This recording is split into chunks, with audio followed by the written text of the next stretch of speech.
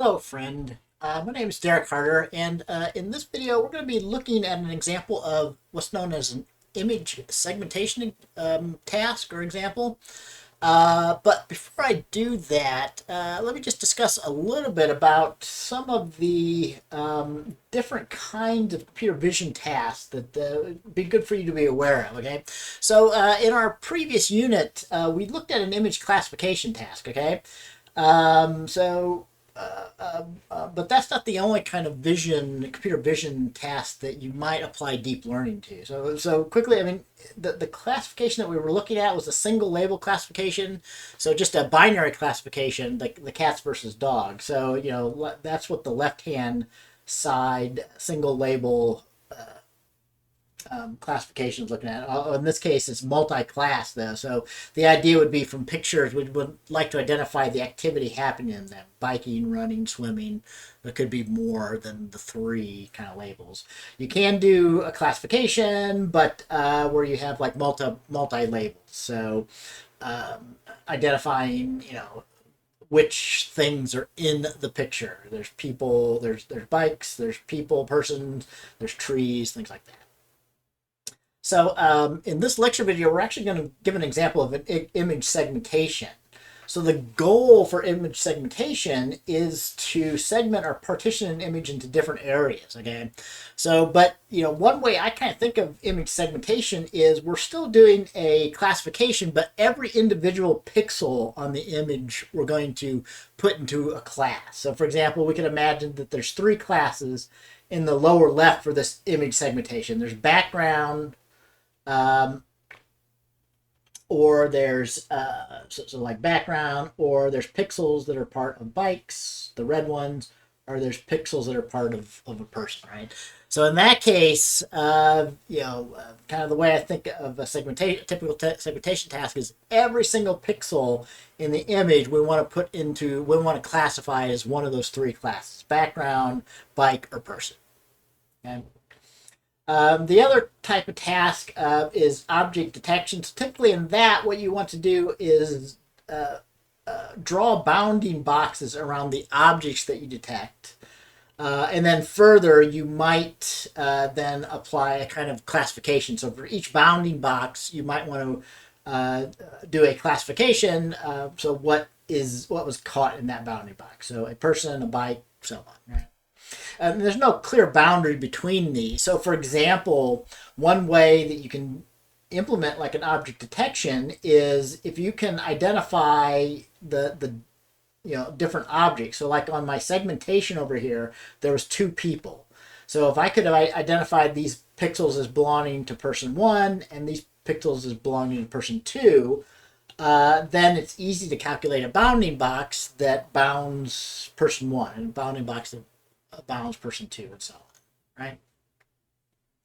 right? And also, I mean, those are kind of some of the three most important, the main computer vision tasks. I mean, there are others that we won't talk about. So things like image similarity scoring or key point detection. Okay, but those are three kind of the big ones that would be good ones to kind of know about. So in this video, we're going to look at how you would perform image segmentation using deep learning. Okay, so there's really kind of two flavors of segmentation. You can do semantic versus instant segmentation. Right. So semantic, you're not really going to try and break apart individual objects. Right. So that's the left-hand side over here. So in that case, we're maybe having just two types of classes for each pixel: a cat or a non-cat, right? The cat or a background. Right? So like I was saying before, like on the right-hand side, if you do instant segmentation, so the pixels have to be not only the category cat or background, but if there's more than one instance of cat, we want to segment those into, so in this case, we've got four different cats in the picture. And again, I mean, this can kind of lead to one way of implementing the object detection. So, if you can segment reliably into different instances, we can figure out bounding boxes for each of the instance of cat objects that we have. But in this example, we're going to do an image segmentation, and we'll do a semantic segmentation. Okay, so we're just going to classify 3 different classes for every pixel. So we're going to be working with the Oxford pet dataset here. So there's a link to that. And again, this is big enough that you'll have to download it yourself and uncompress it to follow along with this example in our class notebook. It's pets again, but the main reason why we're using this is because it has the segmentation mask. Okay, so it has the labeled data where every pixel of these images has been so a segmentation mask has been created for every image, which means that every pixel has been labeled as either foreground, background, or contour. Okay, so the background is the non-pet, the foreground is a pet, so a dog or a cat in this case, and contour are a special set of pixels that were the things around the edge of a detected foreground object, so some cat or dog that's in the picture. So like I said, you do have to download this data set by hand. If you just click on that, you'll find a link to the data set on this page here. So you need both the images and the annotations. So the annotations are those segmentation maps that I was talking about. So there's an example to this. So if you're using the class development environment that I'm assuming that you're using for this class, I mean, you can just click on those, or you can use wget. And you'll have to extract out. So if you're not familiar with tar.gzip files, you can use a command like this. So in the code that comes below here, I expect that you have a directory called the pets dataset original in the data subdirectory, and then you've extracted the images into the image subdirectory under there, and you've extracted the annotation. tar.gzip file has another subdirectory called trimaps, but I've expected that you've extracted that into the pets dataset original. So you'll end up with the segmentation maps in the annotations trimaps. Okay? So if you have those there where it's expected, you can run this. This is just going to create a sorted list of the actual file names for the inputs and the segment maps. So we can look what we have here. So here we'll just show the 9th image in this case for our input images. All right, so this is a typical input image. So all these usually have one picture of a cat or a dog. And then, so let's look at the corresponding target segmentation map, okay? So this is a little fun. We have to do a little bit of processing. So basically, the segment map has just 3 labels, 1, 2, or 3. We're going to change that to 0, 1, or 2. And then to display this as like a grayscale image, so an image that just has one color channel, we'll convert those to, so multiplying by 127, the 0, 1, 2 becomes 0, 127, or 254. So that will show up, not really grayscale, but it'll show up as just 3 colors here if we display it and use IMShow, right? So this is what we mean by the background. The foreground is the animal that's in the picture, and then the contour is a segmentation mask, which is like a 5-pixel wide or something that's supposed to be the contour around that captures the foreground animal in our picture. That's basically what our task is for this image segmentation problem. So basically for every input image, it needs to learn one of 3 classes for every pixel that we have, right? So what was it? 0 for background, I think, 1 for foreground, and 2 for contour. Okay.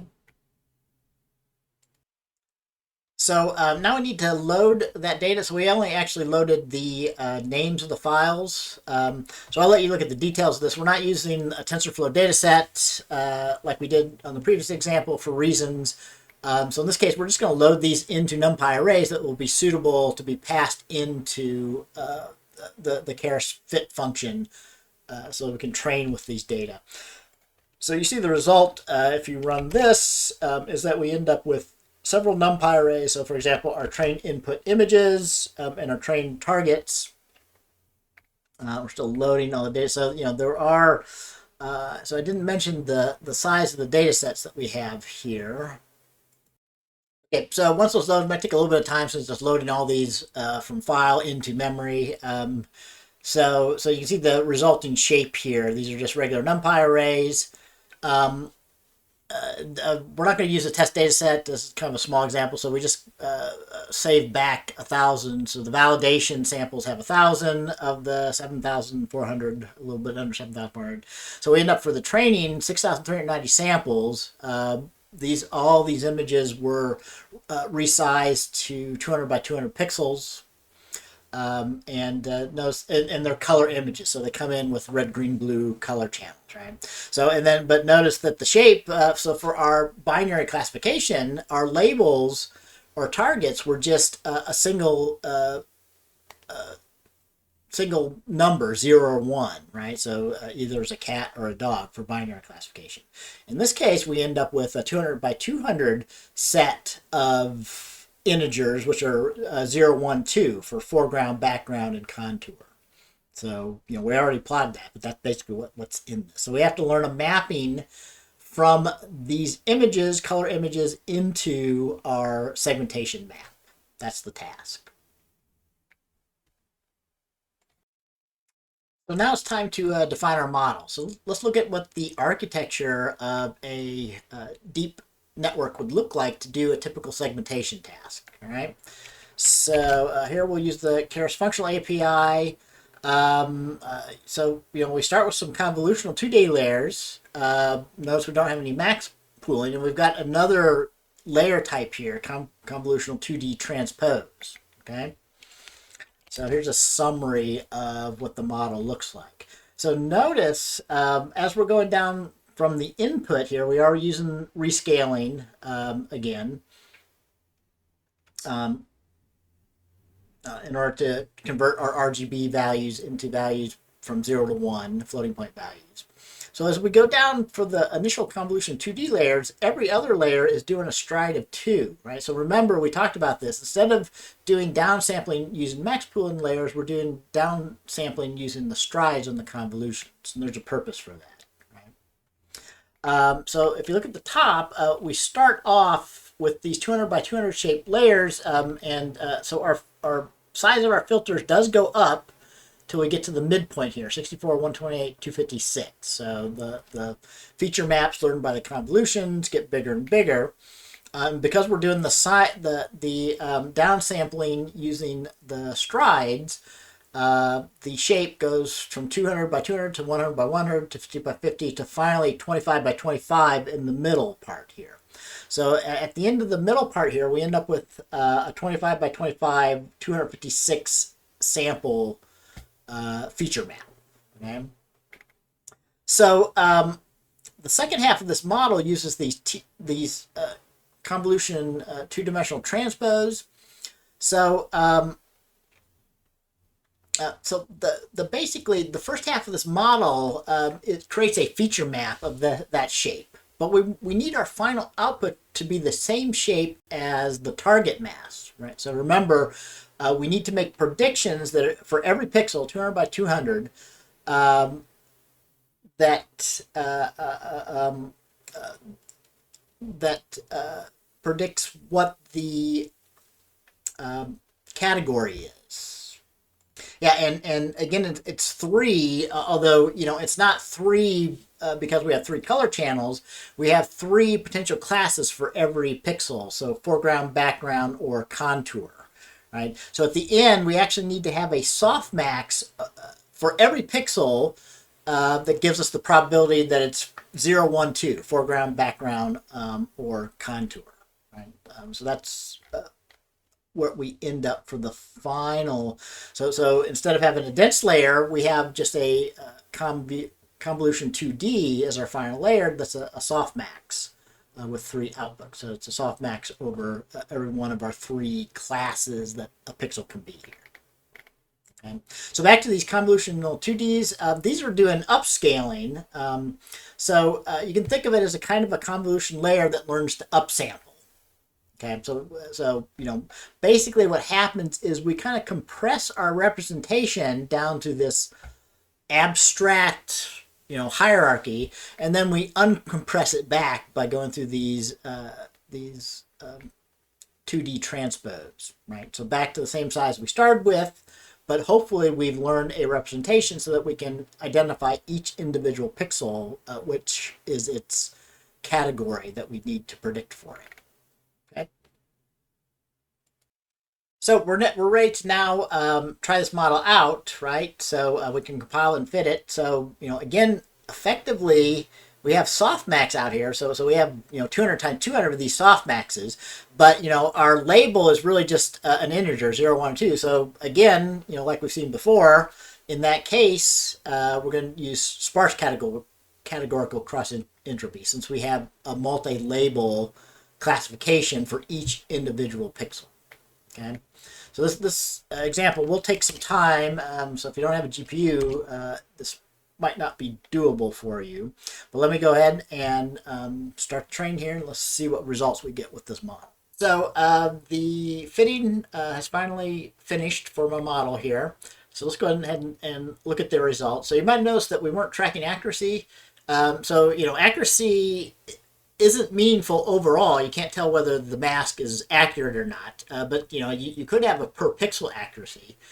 So for each pixel, you can ask, did it correctly predict the right of the three classes or not, right? And then you can take maybe an average per pixel, so an average accuracy for the mask over the whole image, and an average of averages, right?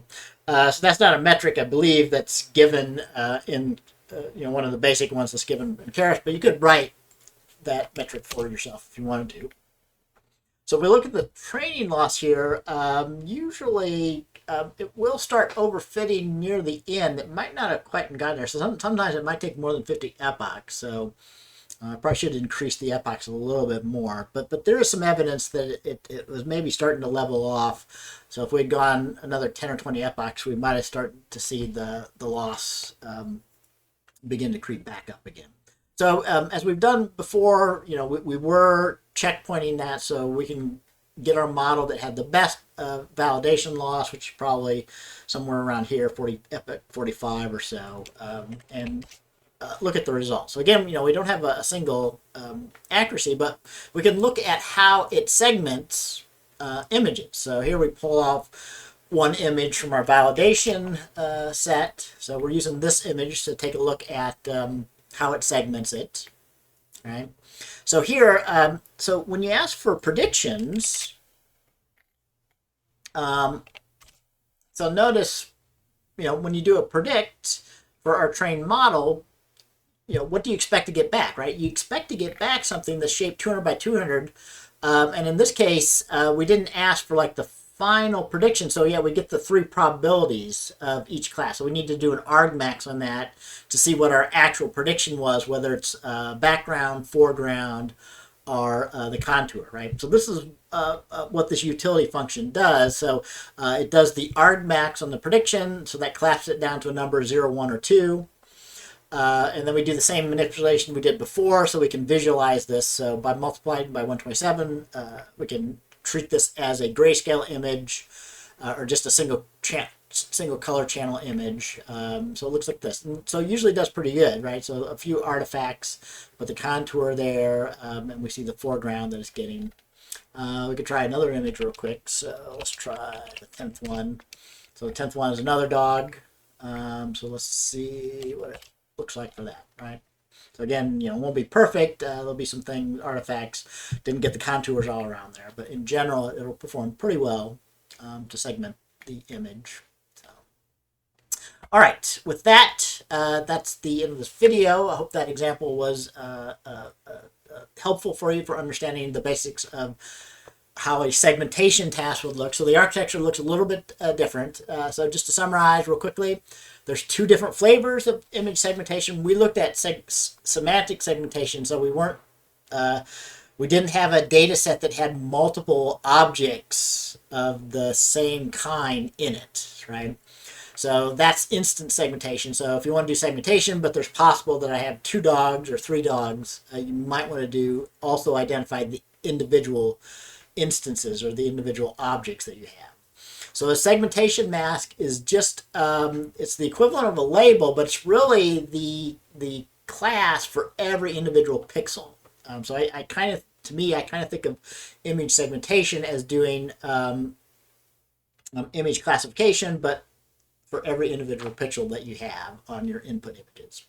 So a segmentation mask is an image segmentation mask, so it's equivalent of a label for when we're doing classification.